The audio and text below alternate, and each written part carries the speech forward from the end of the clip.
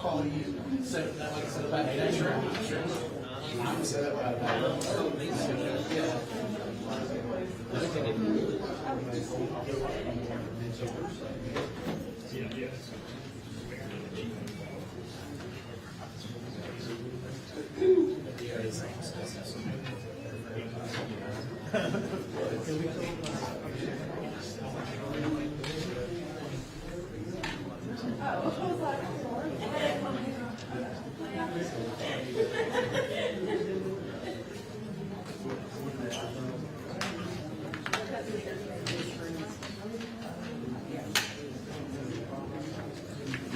Hey guys, this will be how the lights are during the conference, so if you need to do any adjustments to your settings, because we will be using the projection settings.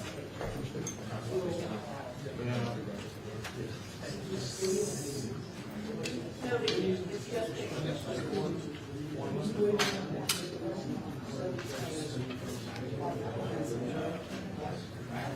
well, we can circle back.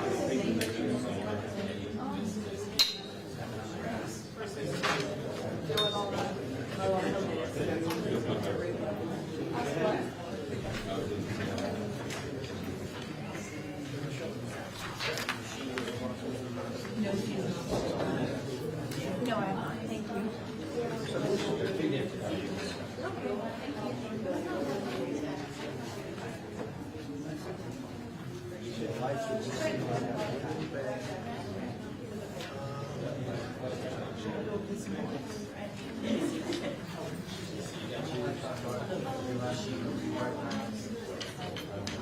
Just get one.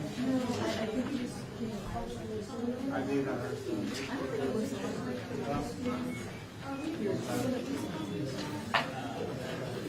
All the way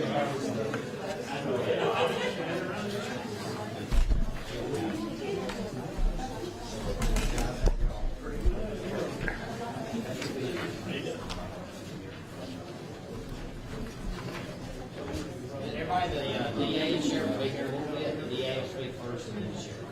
Thank you.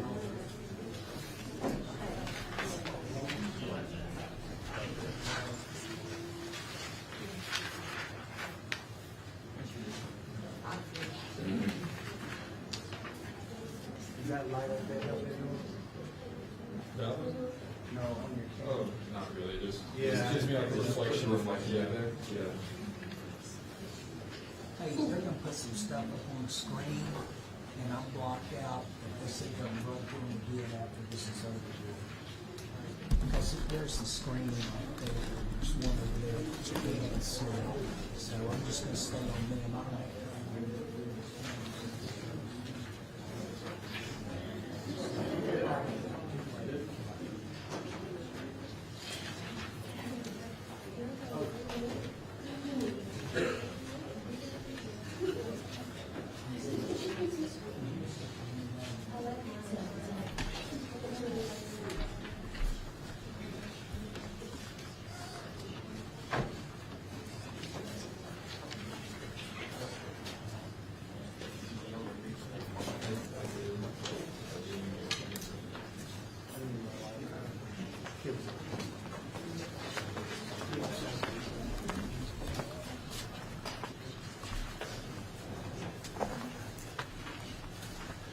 Good afternoon. I am District Attorney Champ Crocker, joined here by Sheriff Matt Gentry. This is a sad day for law enforcement, but at the same time, it is a good day for the rule of law. The grand jury of Coleman County has recently returned multiple felony and misdemeanor indictments on 5 Hansville police officers and 1 spouse of an officer. As DA, I would like to thank several agencies and individuals for their assistance in this investigation. The Alabama State Bureau of Investigation, Special Agent Jamie King, who led this investigation. Alabama Attorney General Steve Marshall and his staff.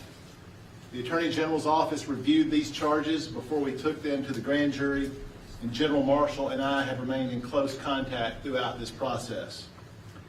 The Alabama Ethics Commission and Special Agent Chris McKay, Coleman County Sheriff Matt Gentry and his staff for their assistance, as well as the Coleman Police Department, who provided assistance, and the Wallace State Police Force, who responded in this case. I'm going to go through the charges and the individuals at this time, and we're going to have something on the screen.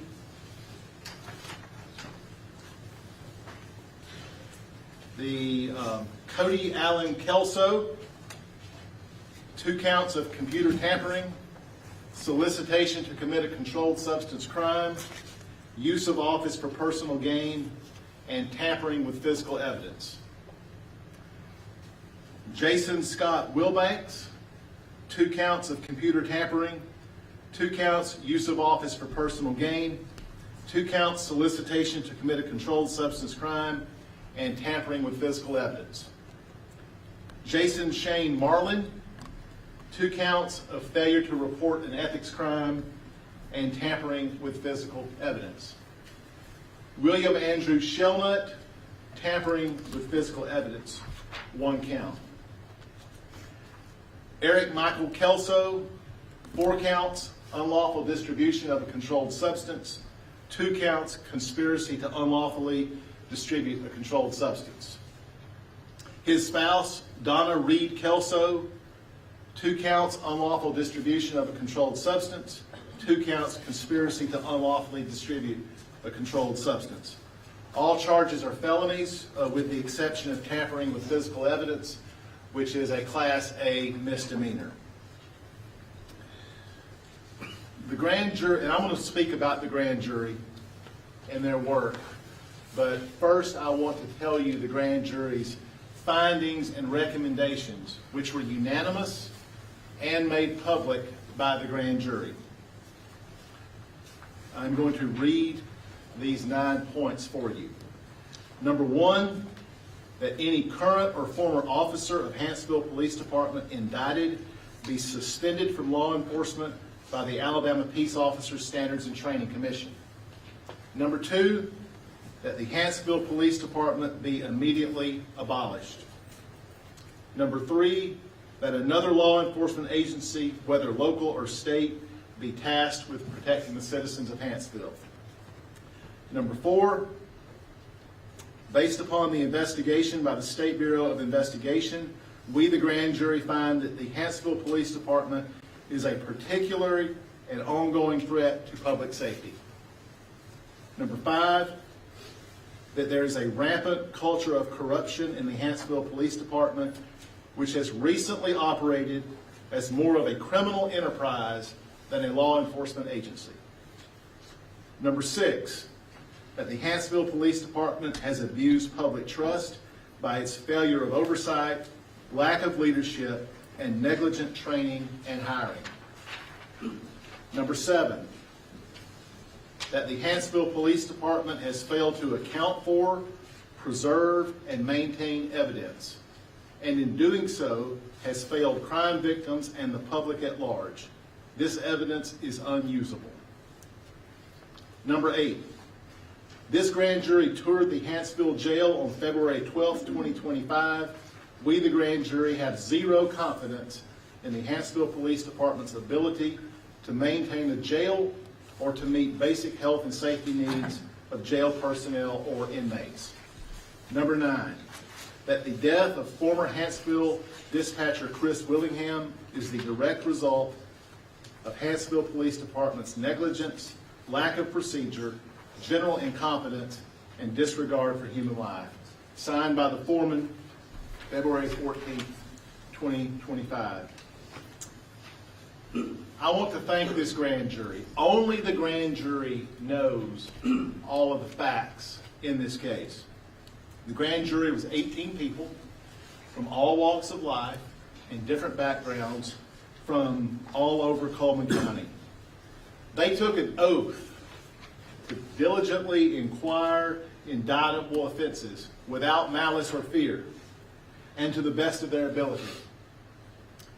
Before we started, the grand jury and I said a prayer together, and we asked that the Lord's wisdom and discernment guide every part of this process. They reviewed the evidence for days, and they weren't afraid to ask tough questions. This grand jury upheld their oaths on behalf of the citizens of Coleman County, and they were unanimous in their recommendations, and they were unanimous in all the indictments that I've listed. I want to talk about the evidence room, and we're going to have another slide for you.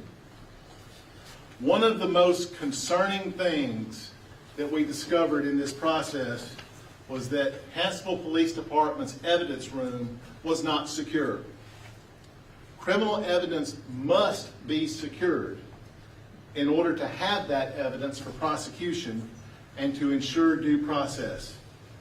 This evidence room was anything but secure. This photo here is the outside wall to the evidence room, and you will see this hole in the evidence room. This picture was taken on August 23rd, 2024. You will also notice a broomstick in the corner that is green with a white handle on it. And in the next couple slides, you will see what that broomstick was used for in this hole. And I'm not going to name the individual pictured here. This is someone who works there. And you can see this individual has this stick in his hand and is pushing it in the door, in the hole, to jimmy open the door. And the grand jury watched a lot of videos. This is from security camera footage showing this evidence room was routinely accessed by individuals who were not authorized to do so, going in and out using this stick through the hole in the wall. And we have one more photo of that. This is from the same transaction here where this individual who had the stick is actually sticking his head and upper body into the hole, attempting to jimmy open the door, which was a quite common occurrence. That's our final slide for that. I want to say this for the citizens of Huntsville. The citizens of Huntsville deserve equal protection under the law. They deserve to have a safe community just like everyone else in this county. I have been in touch with Huntsville officials this week. Mayor Sawyer and the council have pledged their full cooperation throughout this process. This morning, Huntsville Municipal Judge Heath Maherg entered an order calling for an audit of the evidence room, and he is joining me in asking state officials to conduct that audit. With these indictments, these officers find themselves on the opposite end of the laws they were sworn to uphold. Wearing a badge is a privilege and an honor, and that most law enforcement officers take seriously. A badge is not a license to corrupt the administration of justice. And when law enforcement officers abuse their power, they do damage to the public's trust in law enforcement. Our law enforcement officers in this county put their lives on the line every day to protect the citizens. And those officers who would break the law diminish the sacrifices of the overwhelming majority of officers who protect and serve. And when law enforcement officers do not meet the standard that they should, they will be held accountable. Now, we will allow some time for questions. I am not going to discuss the facts of these cases. I will answer any general questions to the extent possible, but first I will defer to Sheriff Gentry. Thank you, DA. You know, there's nothing more important to us in law enforcement than good, honest law enforcement. When we have those that do wrong, it hurts us all. The reason I'm standing here today with the district attorney because I believe in doing what's right.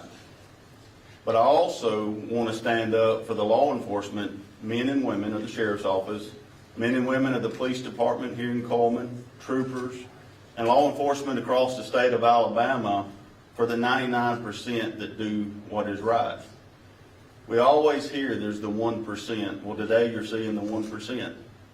But we always have to stand up for what's right, and those men and women that go out every day to make a sacrifice that we're protected.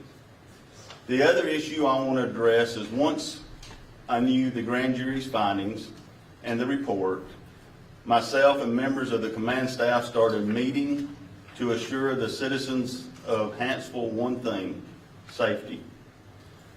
And I want to speak to those citizens. I know right now that you're going through a range of emotions, from anger, hurt, all of the things that we feel when our trust has been betrayed, fear.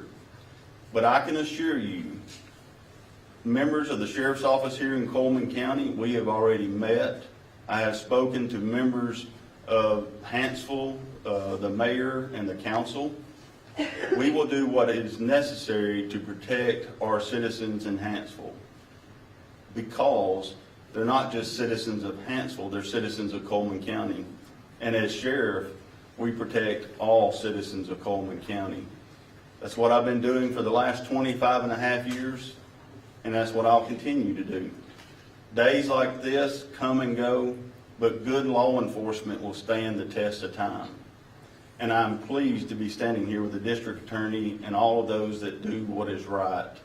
So thank you for being here, and thank you for getting out the truth. So the grand jury found that the Hanceville Police Department is a particular and ongoing threat to public safety. Can you expand on what that threat is? Can you tell us how it's an ongoing threat to public safety? I believe that finding was based on the charges themselves, based on their observations of the conduct that had been going on. The charges that go to that finding speak for themselves. Do you expect any other charges to come with this? For these defendants, I do not expect any other charges unless there is new evidence. As for anyone else, I can't say at this time. It says the police department should be abolished. Is that happening? You would have to ask the city of Hanceville about that. I have not heard of what their plans are in that respect. So these recommendations are made to the city of Hanceville, and then they take action on them? The recommendations have been made to the public at large, and then whatever action is taken will be up to the mayor and the council. And what's gonna happen with these cases that the evidence has been tampered with? Some of those cases are in the municipal court of Hanceville. Some of those cases, if they're felonies, are cases that we handle in state court. We are going to begin a review process of all those cases. We will look at those on a case-by-case basis. I am not optimistic about the ability to prosecute cases with tampered evidence. Do you know how many cases there are? We are working on that. One is too many. Can you touch on the dispatcher that passed away? It mentions here negligence from the police department. What happened in his case, Mr. Willingham, what happened in his case as to why there was negligence that led to his death? Well, the grand jury reviewed a lot of material. Not all of it was the subject of charges. No one was charged in these indictments with Mr. Willingham's death. However, the SBI obtained a good bit of security camera footage and so forth. And let me say this. I'm not here to defend Chris Willingham, and I'm not here to tear him down. He has a family, friends. He's been around for a long time. But the unfettered access that a lot of people had to the evidence room, I believe, is the basis for that recommendation. Can I make an add something? So let me add something to that. So anytime in law enforcement, you're held accountable to all actions. One of the most important things that we can do for the prosecution of crimes is a chain of custody. So you must set a standard for that chain and the ability to keep it secure at first go. And when that is not met, you see incidents and things that has happened like we're talking about today. So, you know, it's a task to ensure that that is the level of security that you need And there's a lot of policies and procedures in place. If law enforcement agencies go by those and do what's right, it's never a question. One of the things at the sheriff's office is we get audited every couple of years by the state. One of the things they do is review our evidence room. And so you have to have those measures in place to provide that security and accountability for law enforcement. So to follow up on that, the coroner released to us that his cause of death was due to fentanyl, right? So are you trying to say here maybe fentanyl was not kept in a secure place that may have led to maybe too much exposure to Mr. Willingham's death? Well, I would just say that nothing was secure about the evidence room, and when Mr. Willingham was discovered, there was evidence in his office. Have those 5 officers that charged brought against them, are they still employed by the city of Hanceville? And if not, Hanceville's then down 5 officers, is the Coleman County Sheriff going to increase patrols to the city? I'm not sure what everyone's status is. I would defer to the city of Hanceville to update you on what the status of those officers is. And I would just mention this about the chain of custody and why that is so important. When we go to court and we are introducing evidence from the evidence locker, part of our burden is showing that evidence in the courtroom, whether it's guns, drugs, whatever, is the evidence that was seized by the officer who made the arrest. And the chain of custody goes into effect from the minute an officer seizes evidence in terms of documented who handled it, where it went. Maybe it's taken out to go get forensic testing at the state crime lab. That happens. It comes back. It's sealed, and it is secured. And that is how prosecution is done, is we have to prove the integrity of that process. You cannot have a prosecution if you do not have the integrity of the evidence. The fentanyl that was in Mr. Willingham's system, did he intend to get into the evidence room, or was it not secured and he came across it and that's what killed him? I'd say that Mr. Willingham was given access to the evidence room through what you just saw, and he had access to it on his last day at work. and let me answer, there was kind of the similar questions. We have not received a formal request yet at the sheriff's office to take over the Hanceville area in Coleman County, but we are making preparations. Our command staff, the deputies know, because number one, their number of officers is down, so we're already making preparations to be responding to calls to ensure the citizens of Hanceville are safe and secure and taken care of by the sheriff's office. Do you know how many officers are left now at this point with Hanceville PD? We do not. I do not. If it is disbanded, will you all solely take over, or will Aaliyah come in? No, we will take it over. If they are disbanded, I've already spoke with the chairman of the county commission.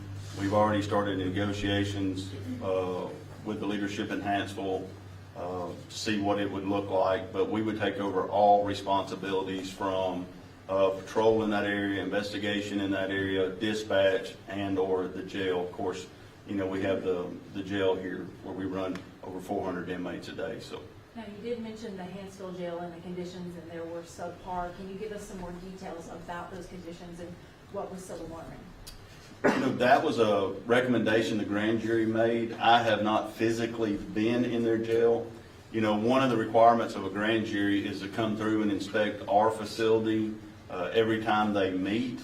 So for us, we take a lot of pride in our facility and the way we run our detention center. I would assume that what they saw was not up to par.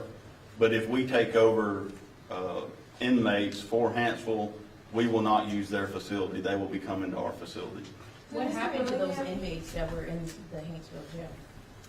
If the sheriff's office takes over the Hanceville jail, then those inmates will be transferred to our facility. We currently house the city of Coleman's inmates, county inmates, state inmates, and we also have federal inmates. So we would just shift them to us. So no one should be in there right now, today?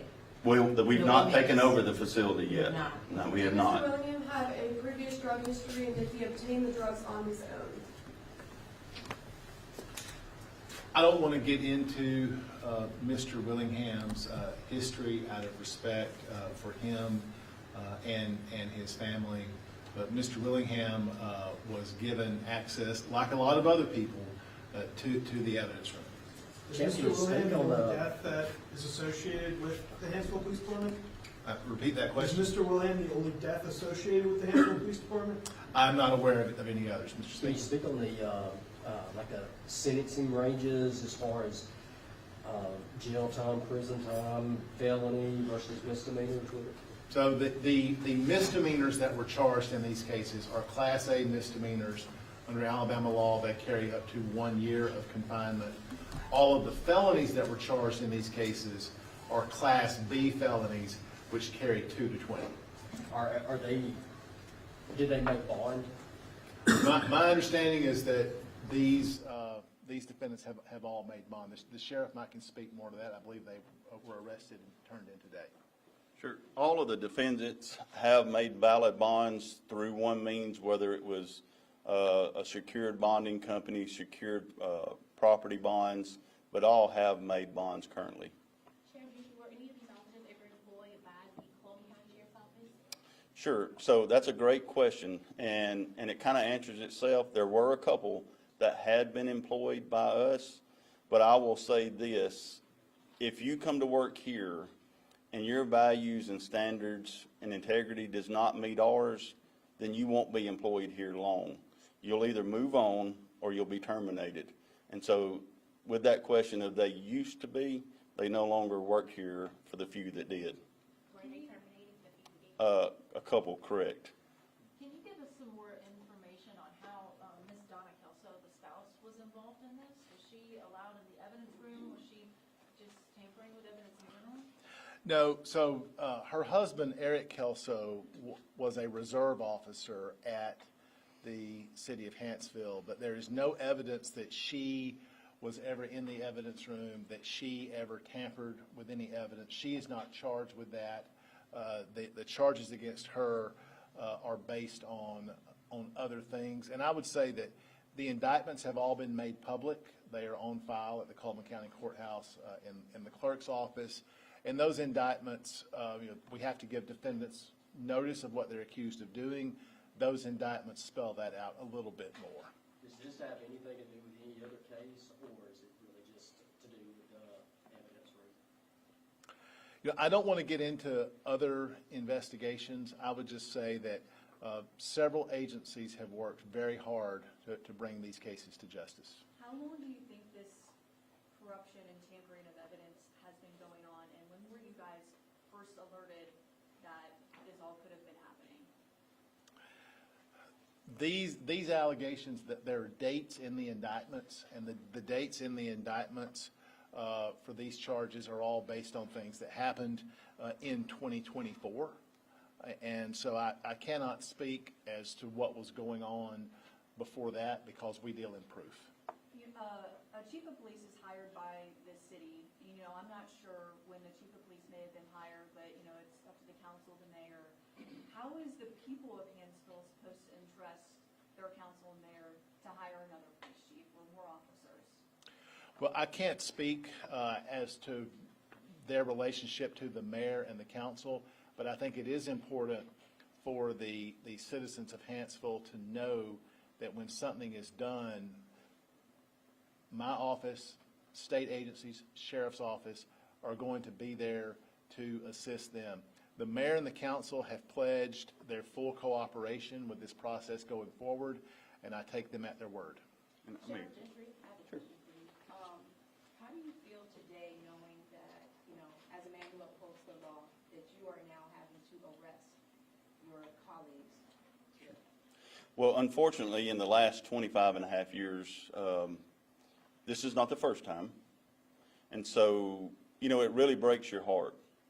It breaks your heart when you have men and women that are sworn to uphold the truth, and they break the trust of the public. The sheriff's office here, I've been blessed the last 25 and a half years in my career. The last almost 11 as sheriff.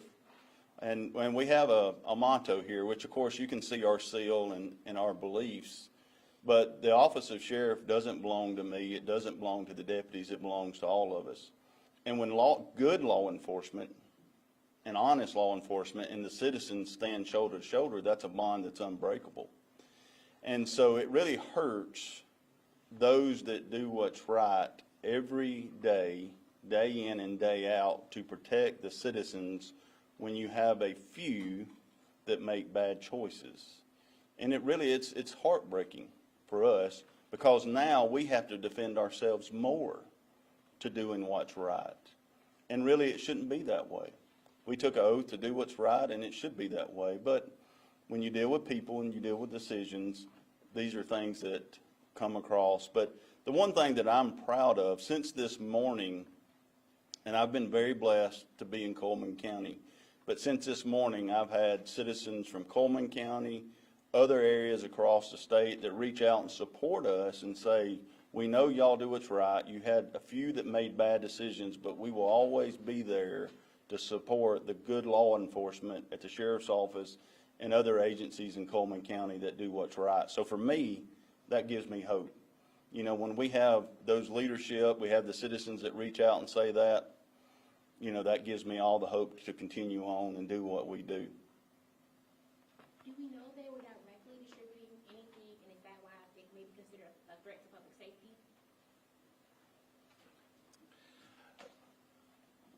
Repeat that question for me. Do we know if the people accused in this case were directly distributing anything, maybe from the evidence room, and is that why they're considered a threat to public safety? So the distribution charges are not based on distribution of anything within the evidence room, although that was going on at the same time. The indictments you'll see the detail in those, that the grand jury found that Mr. and Mrs. Eric and Donna Kelso are accused of distributing certain drugs to other individuals, including some of these other defendants. And I can help just clear up a little bit of that too. Yeah, sure. Go ahead, sure. I think anytime you have men and women that are placed in leadership, anytime you do anything that is not honorable, it breaks the trust of the public.